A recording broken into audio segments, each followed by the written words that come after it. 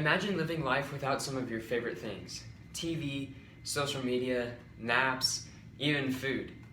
Now imagine giving up those things on purpose and living without them forever. According to Merriam-Webster Dictionary, asceticism is the practice of strict self-denial as a measure of personal and especially spiritual discipline. When I was choosing my topic, I didn't know what to do. Asceticism came up and it sounded kind of interesting, but as I began to research, I began to learn a lot more about the history of asceticism, how it's seen today, and even some of my own interpretations about it. I think this is important to you guys because, if nothing else, it can help expand your vocabulary a little bit, and you can know something new. But I also think that you might be able to apply some of this into your everyday lives. Today, I will be telling you about some of the history of asceticism, how it can be seen today, and my interpretations of it. Let's get to the first point, which is the history of asceticism. It can be seen throughout history in non-religious and religious contexts. First, for non-religious, in cynicism, people would give up alcohol, food, sleep, all these things which you're going to see throughout asceticism. They're going to give up those things and deny themselves the pleasure of that to be one with nature. Stoicism was another form of non-religious asceticism, where they would get rid of those things in their lives for goodness and to try to be better people, try to be more good. But it was extreme to the point where it was like they wouldn't eat hardly at all, or they wouldn't live in a house. They would strip themselves of that, or they wouldn't have any type of sexual relationship, even if they were married. The last non-religious form is Neoplatonism, which was more cult-like. They believed that by getting rid of these things in their lives and by abstaining from them, that they could achieve divinity and have a godlike status. Next, for historical context, is going to be Judaism. They have lots of food and purity laws, such as eating a kosher diet, which means having no red meat, and abstaining from sexual relationships until marriage a lot of the times.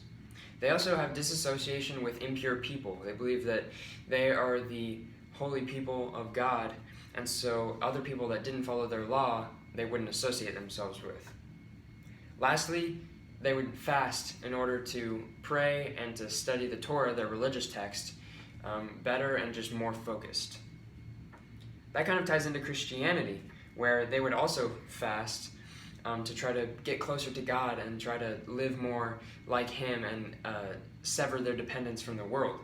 They believe in free will, and there's lots of different interpretations of asceticism, from abstaining from sexual relationships until marriage to not drinking underage or just at any point in their lives. There's also monkhood in Christianity, where monks and nuns wouldn't marry, they would be married to Jesus, and they would devote their whole lives to that. Moving on to our next point of how asceticism can be seen today, I got that from Beyond Pleasure, Cultures of Modern Asceticism by Twigg. Also, the history was from Asceticism in the Greco-Roman World by R.D. Finn. Now, a lot of how it's seen today is the rejection of the Victorian era, where they had lots of corsets for women, big elaborate dresses. Men would wear these suits and lots of clothing. They would have elaborate interior design that was very expensive, and they would show their status. Well, more modern day, we've gotten rid of a lot of those things. No more corsets for women. In fact, a lot less clothing, mainly for women, but also for men. Just overall simpler design, everything more simple, more aesthetic. And also the ideal body of the woman has changed from being, dainty and very small with the corsets and things like that to a more natural, athletic build and like tan skin rather than fair skin or very white skin. There's also vegetarianism and, unfortunately, eating disorders. So vegetarianism is a very new, more modern approach to eating, and it's where you give up meat altogether. With that, though, there have also been lots of eating disorders more recently, which is really sad, where people are malnourished. Going on to my last point, which is my interpretation of asceticism. I interpret this with dieting, working out, and overall self-control and self-discipline.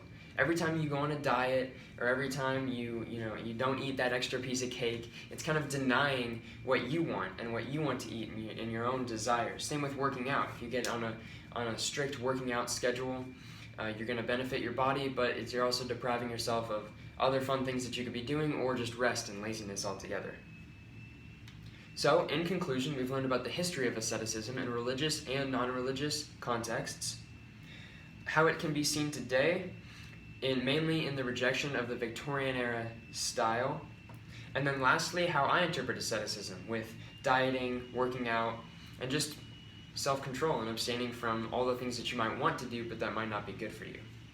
Thank you.